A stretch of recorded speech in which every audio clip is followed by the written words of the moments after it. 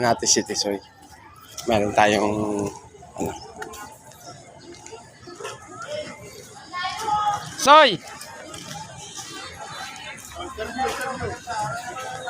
Soy, halimbawa magiging Mr. Ginoong Cretoda ka. O Mr. na Ginoo pa no. Ginoong Cretoda. Anong ano mo tawag dito?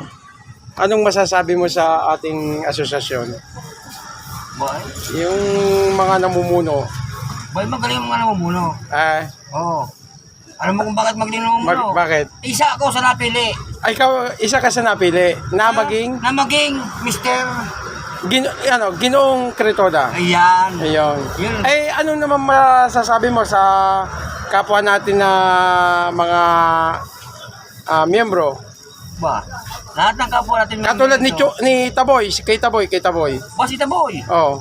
Matigas yan. Matigas? Matigas sa mukha niyan.